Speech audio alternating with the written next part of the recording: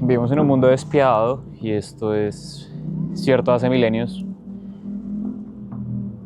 donde creemos que las personas más amables y las personas más buenas son las que suelen triunfar en esta sociedad. Y es una absoluta mentira.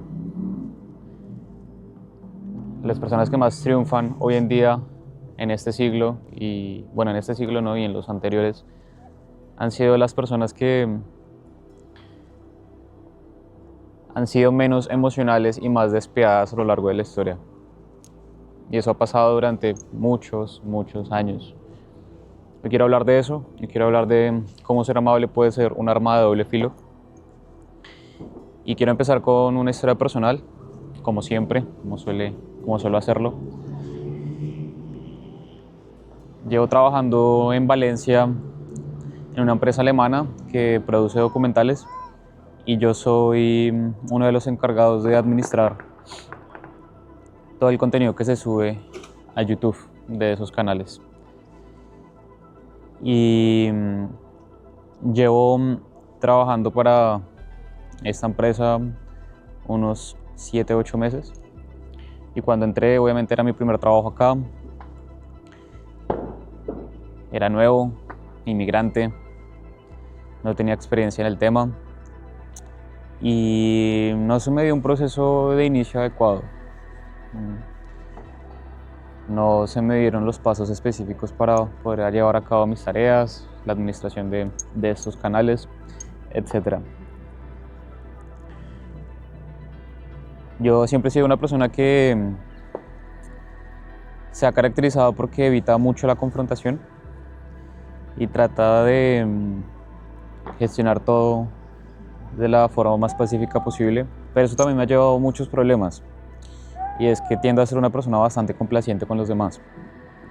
Y me ha pasado desde niño era de las típicas personas que prestaban sus lápices, sus colores y no los pedían de vuelta porque les daba vergüenza, y así me robaron muchas cosas en el colegio, incluso en la universidad. O he sido también de las personas que presto libros y nunca me los devuelven. Y siempre he sido una persona que le gusta complacer a los otros, pero muchas veces lo hago no porque quiera hacerlo, sino por evitar el conflicto después. Y cuando inicié en esta empresa, como no se me dio un entrenamiento adecuado al principio, claramente los resultados y los rendimientos no eran tan rápidos como los de mis otros compañeros. Y como siempre tenía el problema de no poder decir que no y no poder colocar un límite claro, y como es mi primer trabajo de oficina como tal, siento que es mucho más difícil aún. ¿Qué fue lo que pasó? Que cada vez me fueron poniendo más trabajo, empecé a administrar muchas más cosas, todas las cosas que me pedían decía obviamente que las iba a hacer, que las iba a hacer incluso ese mismo día, hasta que llegó un momento en que la persona que estaba encargada en ese momento de supervisar llegó a mi puesto y me dijo: ¿pero qué es lo que pasa contigo? Que veo que nada avanza y por qué estás siendo tan lento. Lo cual fue bastante confrontador para mí, y esto deja una lección. A las personas amables usualmente nunca, en el mundo corporativo, suelen valorarlas correctamente, y siento que en la sociedad también.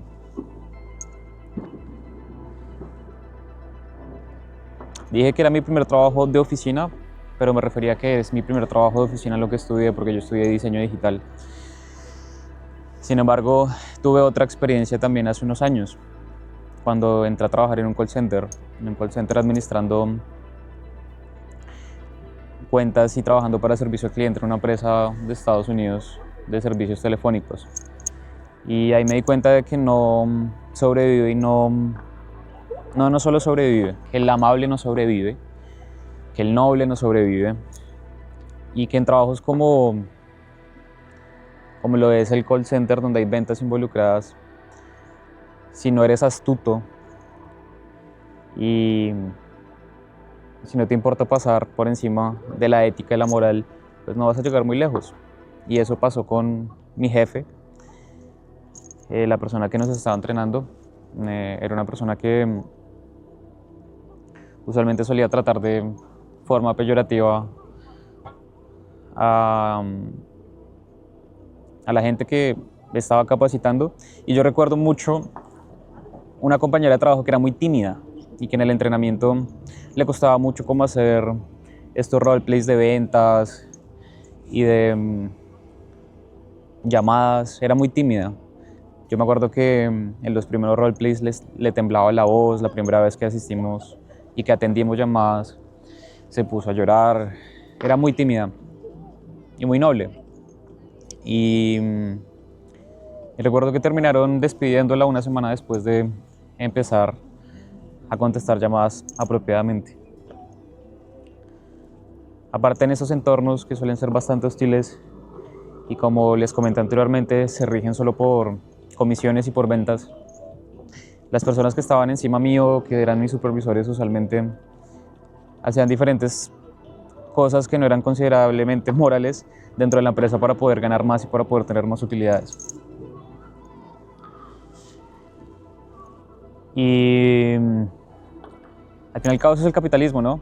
Sobrevive el más fuerte, sobrevive el que es más astuto, el que sabe mover las piezas a su favor.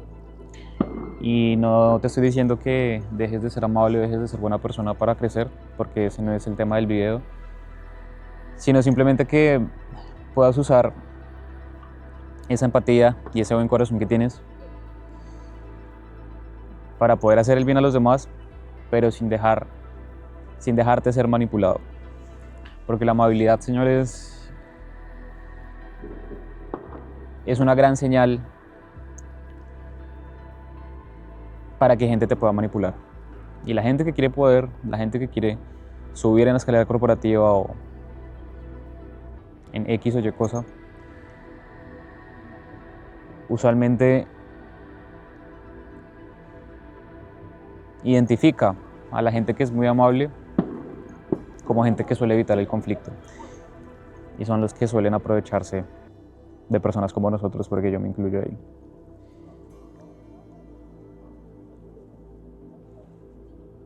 Siento que es importante tratar de juntar el ser amable, la empatía, pero sin ser ingenuo. Ser ingenuo te puede costar un trabajo, ser ingenuo te puede costar, que pasen por encima de ti, que te carguen con más trabajo, que seas tú el único que se va después y que llega antes de que todos lleguen a la empresa o a la oficina.